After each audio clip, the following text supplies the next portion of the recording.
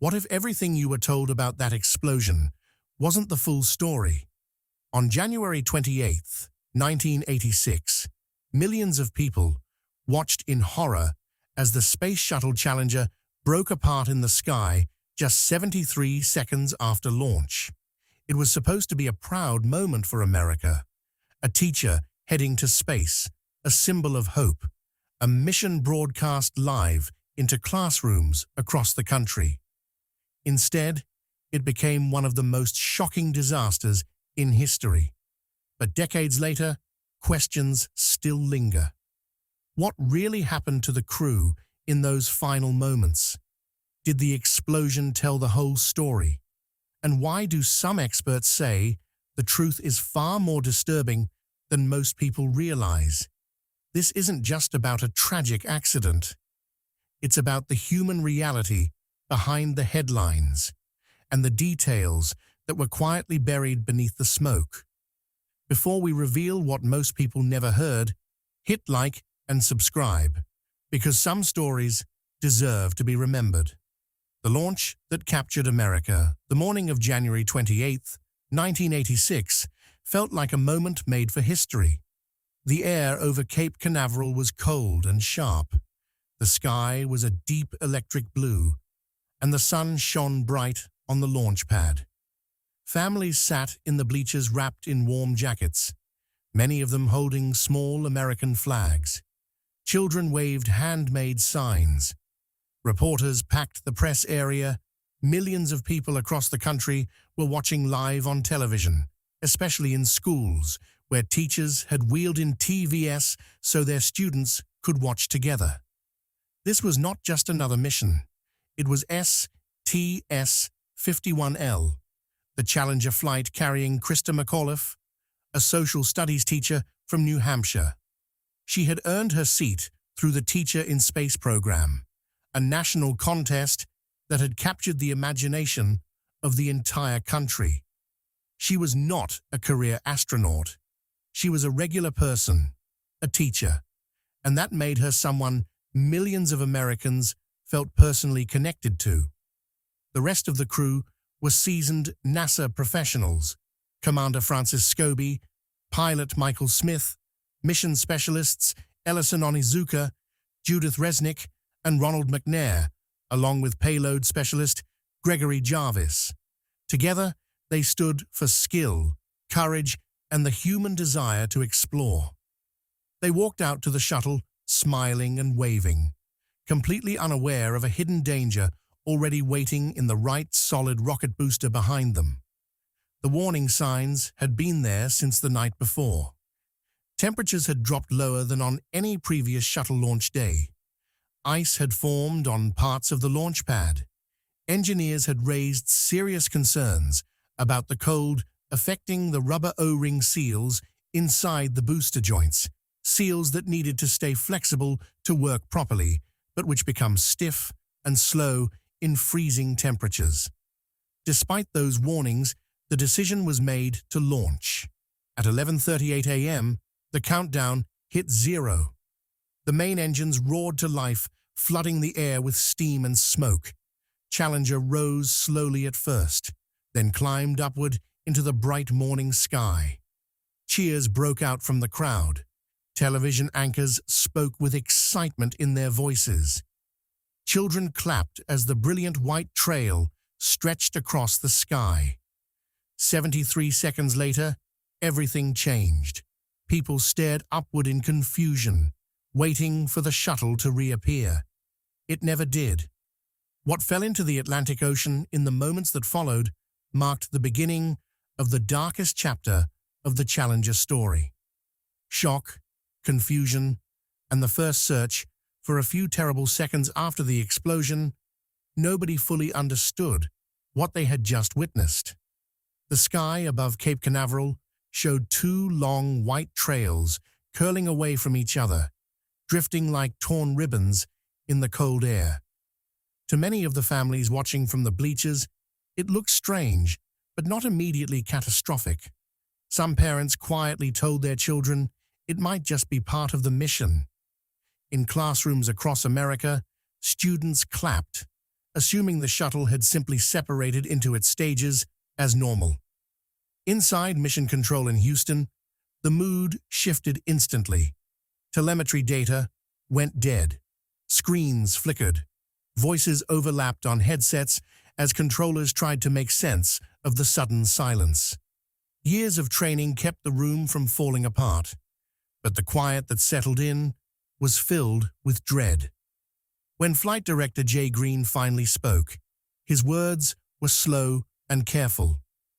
Obviously, a major malfunction. Nobody wanted to say what they were all beginning to think.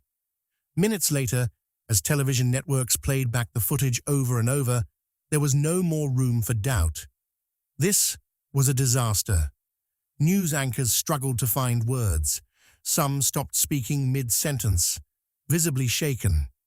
NASA quickly ended the live press broadcast and moved behind closed doors. Out at sea, the U.S. Coast Guard and Navy were already moving. Helicopters lifted off. Rescue boats raced toward the area where debris had disappeared into the water. The search covered miles of ocean. Ships moved in grid patterns, scanning for anything that might suggest survival.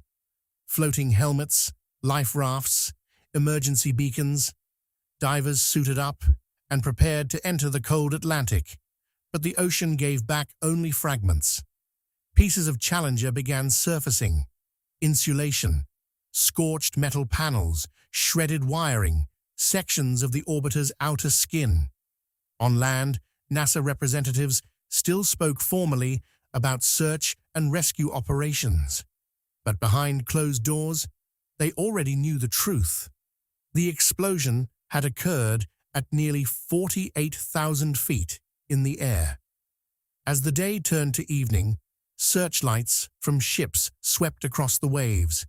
The water was strangely calm, and somewhere far below the surface, in cold and total darkness, parts of Challenger had already settled on the ocean floor.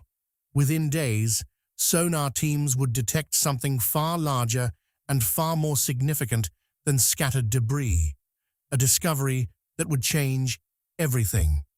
The grim recovery begins. In the days following the explosion, the Atlantic Ocean became the center of one of the largest recovery operations in NASA's history. The mission had shifted from hope to grim determination. The U.S. Navy, Coast Guard, Air Force, and NASA joined forces, bringing together hundreds of specialists, ships, aircraft, and deep-sea equipment. Their new goal was no longer rescue, it was reconstruction. The ocean off the Florida coast is deceptively shallow, only about 100 feet deep in many areas, but that actually made the work harder. The debris did not sink into deep, isolated trenches. Instead, it spread across the seabed in tangled fields of twisted metal. Sonar ships swept the water continuously, sending out pings that returned ghostly outlines. Some shapes were small fragments. Others were enormous sections of the shuttle. Every signal had to be investigated by divers or remote underwater vehicles. Surface recovery started first. Coast Guard vessels collected whatever was floating. Insulation tiles, torn metal panels, shattered tubing, sections of the payload bay doors, and fragments of the external fuel tank. Each piece was carefully tagged, photographed, and stored. Navy helicopters circled overhead, mapping the drift patterns. What floated, however, was only a small fraction of what Challenger had been. Below the waves, the real work was waiting. Navy divers descended repeatedly into cold, murky water, where visibility sometimes dropped to just a few feet. They followed neon markers and fluorescent dye laid along the most critical zones. Beneath them lay a metallic graveyard, engines, wiring bundles, panels, and structural beams all twisted together. Some pieces were no larger than a hand. Others weighed hundreds of pounds. As wreckage was brought to the surface, it was transported to a large hangar at Kennedy Space Center. There, engineers laid the pieces out on steel frames, shaped in the outline of the orbiter, slowly reassembling Challenger like a puzzle. Burn patterns were studied, fracture lines were traced. Every single detail carried meaning. By early February, recovery teams had lifted thousands of fragments from the sea. Eventually, more than 100 tons of material would be recovered, nearly half of the shuttle's total mass. But something crucial was still missing. The most important piece of all had not yet been found: the crew compartment. When divers finally located it on the ocean floor, what they discovered would break the hearts of everyone involved. Discovery of the crew compartment. On March 7, 1986, more than 5 weeks after the disaster, the recovery operation reached a turning point. A Navy sonar sweep detected a large, irregular object on the seabed roughly 18 miles east of Cape Canaveral. It was deeper than most previous finds and half buried in sand. The readings were different from anything they had seen before. The object was too large, too intact, and too heavy to be just another piece of the booster or fuel tank. Divers were immediately deployed. As the team descended, the water grew darker and colder. Their floodlights cut through the murk, revealing shifting shadows beneath them. Slowly, an outline came into view. What they saw stopped them completely. It was not a wing section. It was not engine hardware or a chunk of fuselage. It was the crew cabin. For weeks, people throughout NASA and the military had quietly wondered whether the cabin might still be intact somewhere on the ocean floor. Now that quiet fear became a devastating reality.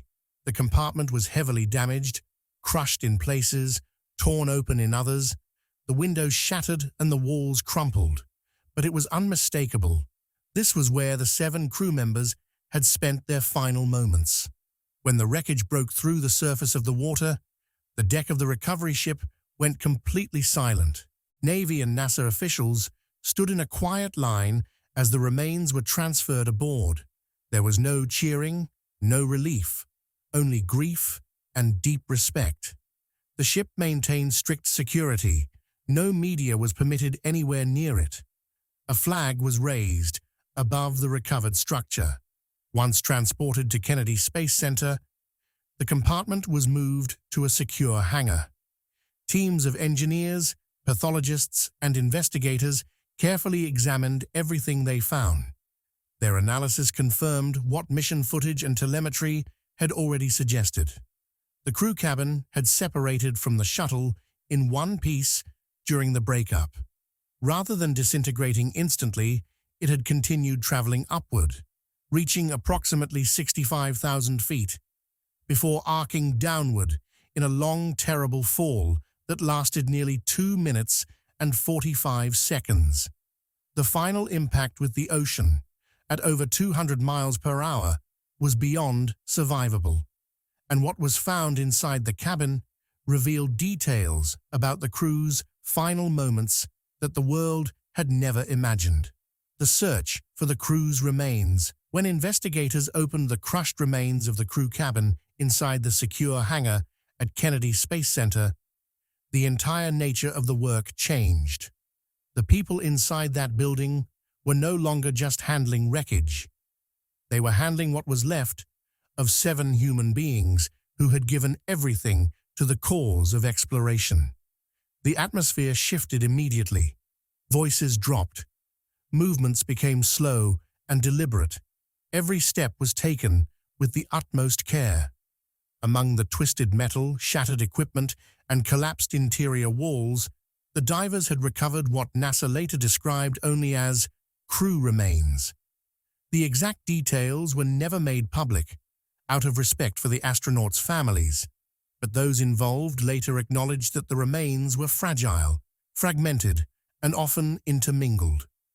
Weeks spent underwater had caused significant damage. Salt water, pressure, and time had made identification incredibly difficult. The recovery team followed strict military protocols throughout. Every fragment was photographed, logged, and tagged.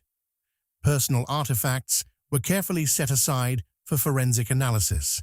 The remains were then transported to a private facility, widely believed to be at Patrick Air Force Base, where a team of pathologists, medical examiners, and forensic specialists began the painstaking process of examination. No media was permitted. No outside photographs were taken. NASA was determined to protect the dignity of the crew above everything else. This was 1986. DNA identification was not yet standard practice. Identification had to rely on traditional and more intimate methods: dental records, skeletal characteristics, and personal belongings. Some fragments could be matched to specific individuals. Others could not be separated at all. Each identification was documented with care, and families were quietly and privately notified. According to Navy reports, by April 19, 1986, all 7 astronauts had been officially identified. One particularly painful discovery emerged during the investigation. Evidence suggested that at least some of the crew may have been conscious, or may have briefly regained consciousness after the cabin separated from the shuttle. The violent depressurization of the compartment would have rendered them unconscious within seconds, but even the possibility of any awareness during that long fall deeply affected everyone working on the case. NASA's official biomedical report later stated that the exact moment of death could not be determined. What was certain, however, was that the forces of ocean impact were completely unsurvivable. Once identification was complete, families were given the choice to claim their loved ones for private burial. Those remains that could not be individually distinguished were cremated together. On May 20, 1986, in a quiet and private ceremony at Arlington National Cemetery, the combined ashes of the Challenger crew were laid to rest beneath a simple, white monument. But even after the crew was laid to rest, one question still demanded a real answer. How could a single, seemingly small failure bring down a shuttle that millions of people believed was nearly indestructible? The investigation and NASA's reckoning.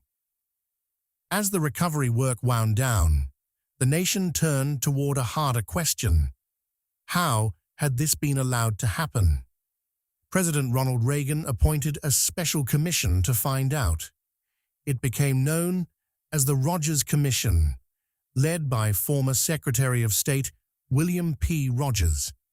The group brought together some of the most respected names in science, engineering, and aviation, including Neil Armstrong and Sally Ride.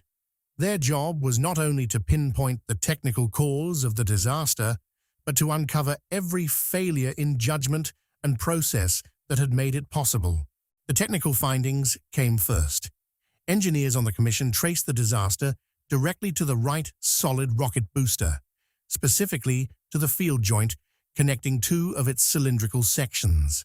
That joint was sealed by 2 rubber O-rings designed to stop hot gases from escaping during the intense pressure of launch. But the morning of January 28th had been unusually cold, colder than any previous shuttle launch in history. The overnight temperature had dropped low enough to cause the O-rings to stiffen. Instead of flexing and sealing instantly when the booster ignited, they were slow to respond. The commission confirmed what slow-motion launch footage had already shown. A small puff of black smoke appeared near the booster joint just seconds after liftoff. That smoke was the first sign the O-ring had failed to seal. As Challenger climbed higher, hot gas continued burning through the joint, widening the gap with every passing second. At 73 seconds into flight, a jet of flame from the booster pierced the external fuel tank, igniting the liquid hydrogen and oxygen stored inside.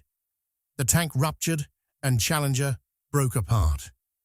But the Rogers Commission also uncovered something far more troubling than a mechanical flaw. The night before the launch, engineers at Morton Thiokol, the company responsible for building the solid rocket boosters, had explicitly warned NASA that the cold temperatures could make the O-rings dangerously unreliable. Several engineers pushed hard for the launch to be delayed. They shared data showing how the O-rings had behaved in previous cold weather conditions and argued clearly that launching at such low temperatures fell dangerously outside the proven safety range. Their warnings were overruled. The Rogers Commission report was direct and unsparing. It criticized NASA for poor communication, flawed decision-making, and a serious lack of proper safety oversight. It called for the complete redesign of the booster joints, new launch procedures, stricter safety standards, and the creation of a stronger independent safety office with real authority.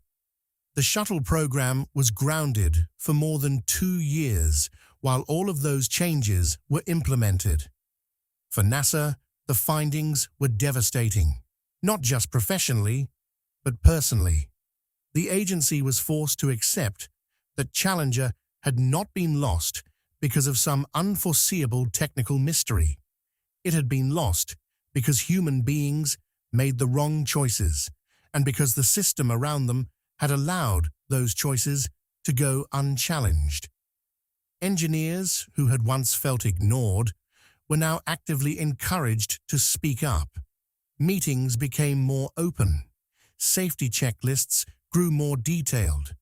Concerns could no longer be dismissed as inconveniences. When Space Shuttle Discovery finally launched in 1988, returning NASA to flight after more than 2 years, the names of the Challenger crew were read aloud before liftoff. A moment of silence followed in the launch control room. Their loss had permanently changed the agency, legacy, memory, and the fate of Challenger. In the months after the Rogers Commission released its findings, NASA faced one final responsibility: deciding what to do with what remained of Challenger.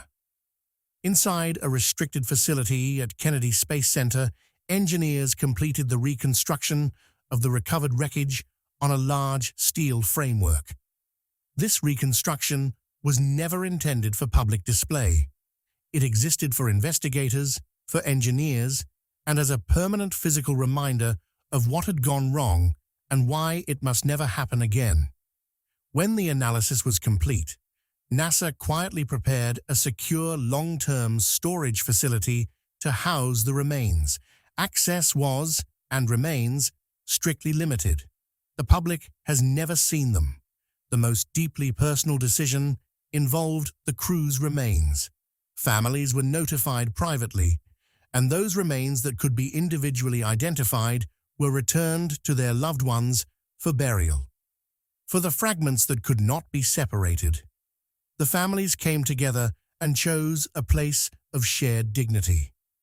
On May 20th, 1986, the combined ashes of the Challenger astronauts were laid to rest at Arlington National Cemetery. The ceremony was private, attended by family members, NASA officials, and a small number of fellow astronauts. There were no speeches for cameras, no reporters, no crowds. A folded flag, a heavy silence, and 7 names carved in stone marked the moment. As NASA rebuilt the Shuttle program in the years that followed, the memory of Challenger became part of its foundation. Booster joints were redesigned with stronger seals and heating elements to protect against cold weather failures. Every astronaut who flew after January 28, 1986, carried the names of that crew with them into space, not as a burden, but as a responsibility. In schools across America, the story of Christa McAuliffe continued to live on. The lesson plans she had prepared to teach from orbit were shared with classrooms nationwide. The Teacher in Space program was never revived, but the spirit behind it grew into educational outreach efforts carried out in her name for decades. At Kennedy Space Center, the Space Mirror Memorial was updated to include all 7 Challenger crew members, ensuring their names would be caught by sunlight for generations of visitors to see. Every year, on January 28th, NASA staff gather quietly to read those names aloud. The ceremony is small, somber, and completely sincere. Some of the divers and engineers who worked the recovery operation still attend, carrying with them the weight of everything they witnessed beneath the surface of the Atlantic. The physical remains of Challenger still rest in their secure facility, preserved not as a monument to failure, but as a warning, a reminder, a promise. Their presence ensures that the lessons of January 28, 1986 will never be forgotten. What are your thoughts on the Challenger story and the legacy it left behind? Share them in the comments below.